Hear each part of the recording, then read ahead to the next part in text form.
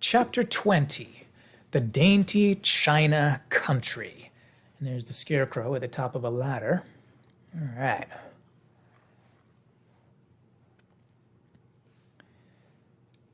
While the Tin Woodman was making a ladder from the wood which he found in the forest, Dorothy lay down and slept, for she was tired by the long walk. The Lion also curled himself up to sleep, and Toto lay beside him. The Scarecrow watched the Woodman while he worked, and said to him, "I cannot think why this wall is here, nor what it is made of." "Rest your brains, and do not worry about the wall," replied the Woodman. "When we have climbed over it, we shall know what is on the other side." After a time, the ladder was finished. It looked clumsy, but the Tin Woodman was sure it was strong and would answer their purpose. The Scarecrow waked Dorothy and the Lion and Toto, and told them that the ladder was ready. The Scarecrow climbed up the ladder first, but he was so awkward that Dorothy had to follow close behind and keep him from falling off. When he got his head over the top of the wall, the Scarecrow said, "Oh, my!" "Go on," exclaimed Dorothy. So the Scarecrow climbed further up and sat down on the top of the wall, and Dorothy put her head over and cried, "Oh, my!" just as the Scarecrow had done. Then Toto came up and immediately began to bark, but Dorothy made him be still. The Lion climbed the ladder next, and the Tin Woodman came last, but both of them cried, "Oh, my!" as soon as they looked over the wall. When they were all sitting in a row on the top of the wall, they looked down and saw a strange sight. Before them was a great stretch of country, having a floor as smooth and shining and white as the bottom of a big platter. Scattered around were many houses made entirely of china and painted in the brightest colors. These houses were quite small, the biggest of them reaching only as high as Dorothy's waist. And let's take a look at this picture here in between. These people were all made of china, it says. All right, now let's pick up. There were also pretty little barns with china fences around them, and many cows and sheep and horses and pigs and chickens, all made of china, were standing about in groups. But the strangest of all were the people who lived in this queer country.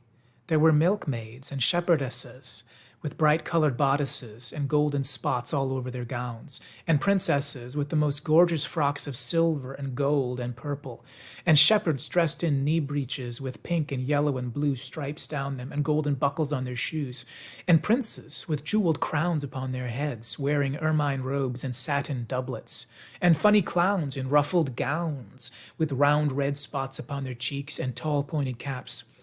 And strangest of all, these people were all made of china, even to their clothes, and were so small that the tallest of them was no higher than Dorothy's knee.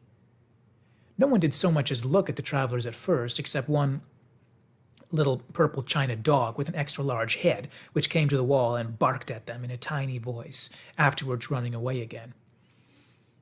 "How shall we get down?" asked Dorothy. They found the ladder so heavy they couldn't pull it up, so the Scarecrow fell off the wall, and the others jumped down upon him so that the hard floor would not hurt their feet. Of course, they took pains not to light on his head and get the pins in their feet. When all were safely down, they picked up the Scarecrow, whose body was quite flattened out, and patted his straw into shape again. "We must cross this strange place in order to get to the other side," said Dorothy, "for it would be unwise for us to go any way except due south." So they began walking through the country of the China people, and the first thing they came to was a China milkmaid milking a China cow. As they drew near, the cow suddenly gave a kick and kicked over the stool, the pail, and even the milkmaid herself, all falling on the china ground with a great clatter.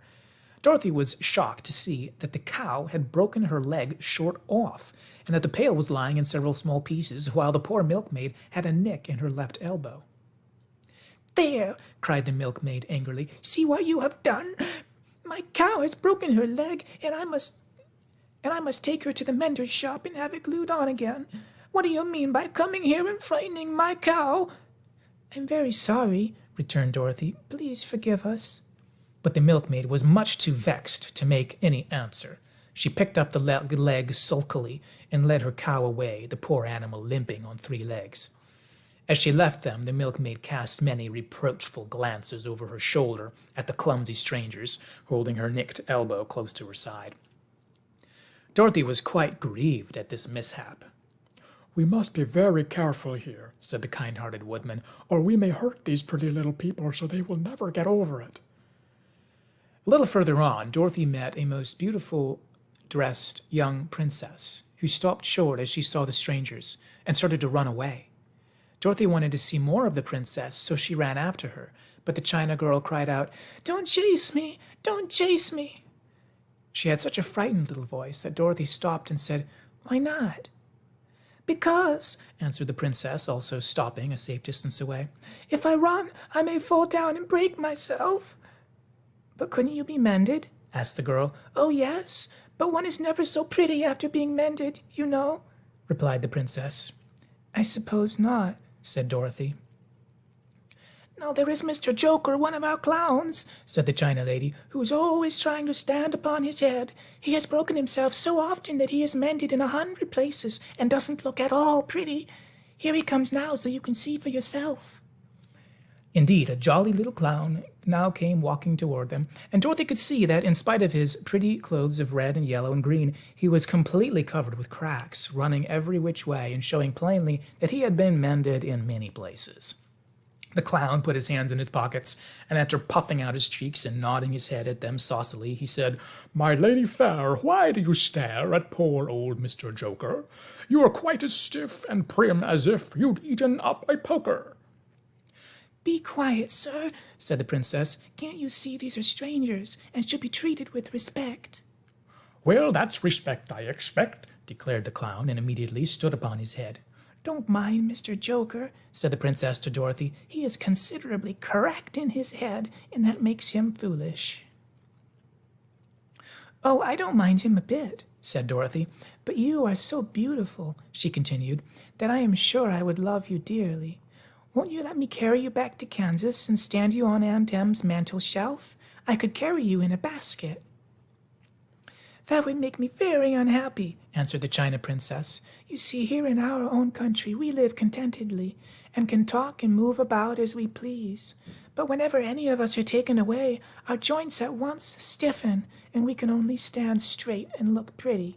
Of course, that is all that is expected of us when we are on mantel shelves and cabinets and drawing-room tables, but our lives are much pleasanter here in our country." "I would not make you unhappy for all the world," exclaimed Dorothy, "so I'll just say goodbye." "Goodbye," replied the princess. Oh, and that's the picture of them clambering.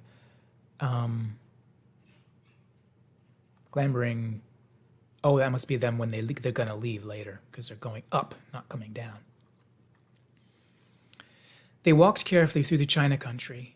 The little animals and all the people scampered out of their way, fearing the strangers would break them, and after an hour or so, the travelers reached the other side of the country and came to another China wall. It was not as high as the first, however, and by standing upon the lion's back, they all managed to scramble to the top. Then the lion gathered his legs under him and jumped over the wall. But just as he jumped, he upset a China church with his tail and smashed it all to pieces. "That was too bad," said Dorothy, "but really I think we were lucky in not doing these little people more harm than breaking a cow's leg in the church. They are all so brittle." "They are indeed," said the Scarecrow, "and I am thankful I am made of straw and cannot be easily damaged. There are worse things in the world than being a scarecrow." And then we come to this next chapter where the lion is going to become the king of the beasts.